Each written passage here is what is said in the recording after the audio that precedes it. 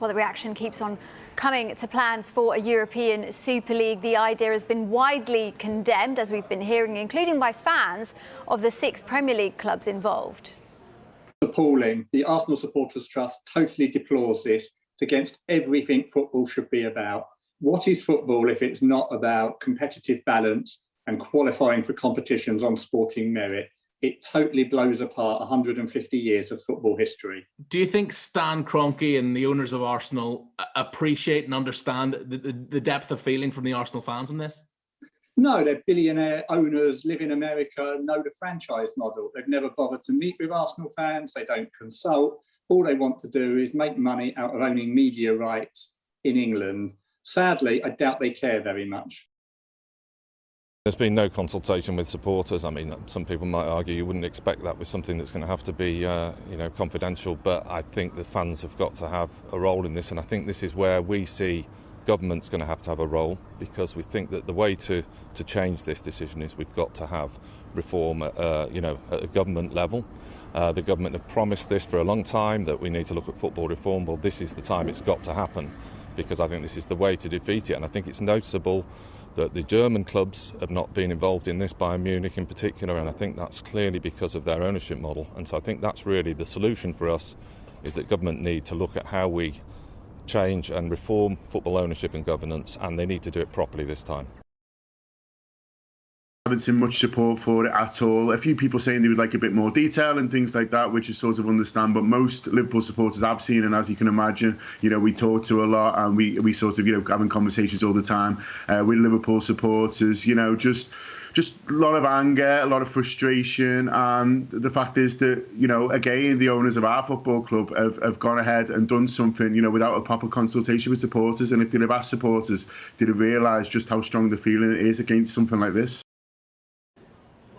Liverpool's fan channel, Redmen TV, have posted this image on Twitter of fans putting up banners outside Anfield in protest at the European Super League. Now, the Liverpool fans group spun COP 1906, who are responsible for organising the vast majority of flags and banners which are waved on the COP prior to matches, have announced that they are withdrawing their support. As a result, they are to remove all flags which are currently decorating the COP at Anfield, with supporters still locked out of games. And from Liverpool, the 6-time winners of the European Cup, to the 2 clubs still in this season's Champions League. Manchester City yet to win it, and Chelsea winners in 2012.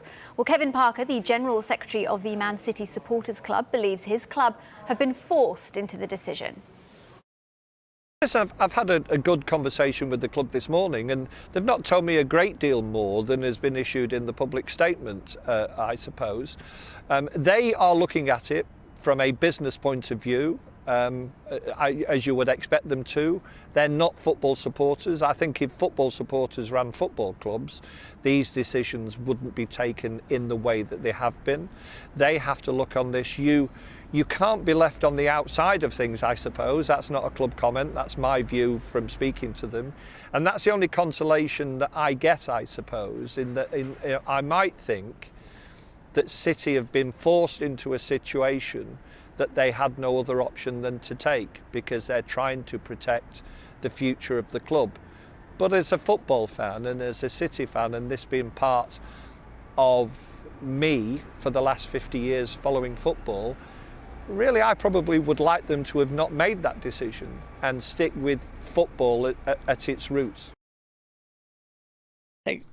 Disgust and shock. It was when it came out. There's a few sort of bits going on social media that something was happening. We got together and thought, this is just appalling behaviour. It's disgusting. This is not what our club stands for. We've got a 116-year history, and there's people with 3rd, 4th generations. It was a horrible thing to read, because it goes completely against what we think Chelsea about, and B, what football's all about. So from a Chelsea perspective, it was shock and horror. The statement issued by the Trust talks of ultimate betrayal.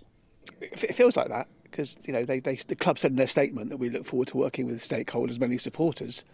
We haven't consulted about it at all. We've had meetings with the club talking about forthcoming season ticket prices, and this has never been mentioned. So it is almost like they pull the rug from underneath us, because none of us want this at all. It's a horrible situation to be in.